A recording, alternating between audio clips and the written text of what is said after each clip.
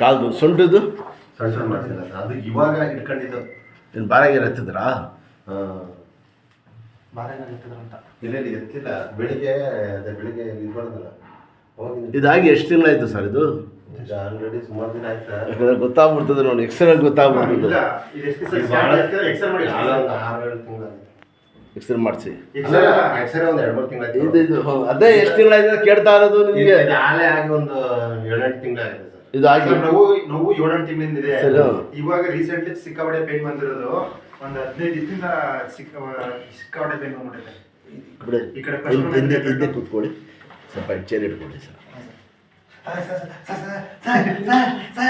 ಇದೈತಲ್ಲ ಸೊಂಟ ಬೇರೆ ನೋವು ಮಾಡ್ಕೊಂಡಿದ್ದೀರ, ಸಲ ಬಿಡಿ ನೋಡಿ. ಇದೈತಲ್ಲ ಇಲ್ಲಿ ಸಲ ಬಿಟ್ಬಿಡಿ.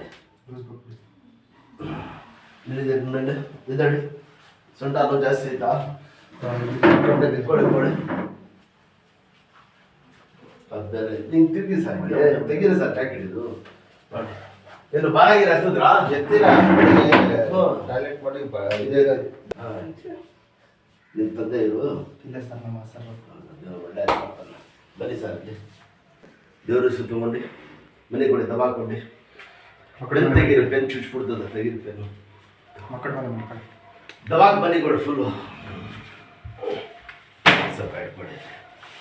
ಸಣ್ಣ ಬಿಟ್ಬಿಡಿ, ಕಾಲು ಫ್ರೀ ಆಗಿ. ಸಣ್ಣ ಬಿಟ್ಬಿಡಿ, ಸಣ್ಣ ಫ್ರೀ ಆಗಿ. ಶಾಬಾಷ್. ಸುಧಾರಿಸ್ಬಿಡ್ತೇವೆ ಎದೆಗೆ.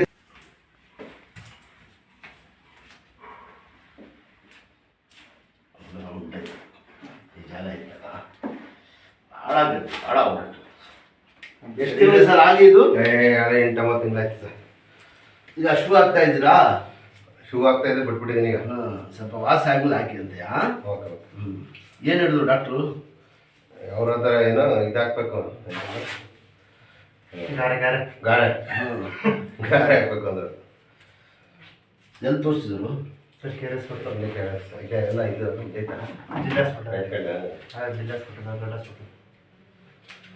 ಕಾಲ್ಮುಖಲ್ಲ, ಇದು ಕಾಲ್ಮುಖ ಆಡಿಸಿ ಬೇಡ, ಇದು ಬೇಡ ನೋಡಿ. ಹಂಗಿಲ್ಲ ಸರ್, ನೋಡಿ ದೆಡ್ ಬೆಟ್ ಆಡಬೇಕು, ಅದು ಆಡಬೇಕು. ಅದು ಆಡಿದ್ರೆ ಊತ ಆಗಿತ್ತ ಎಲ್ಲ ಕರೆಕ್ತದೆ. ಏನು ನೋಡಿ ಇದರಲ್ಲಿ ಚೆಕ್ ಅಂತ ಅಷ್ಟೇ ನೋಡಿ. ಸ್ವಲ್ಪ ಇದನ್ನು ನೋಡಿ ಆಗಿಲ್ಲ ಅಂದರೆ ಪಟ್ಟಿ ಹಾಕಿ ಕೂತ್ಕೊಳ್ಳಿ ಸ್ವಲ್ಪ. Okay okay.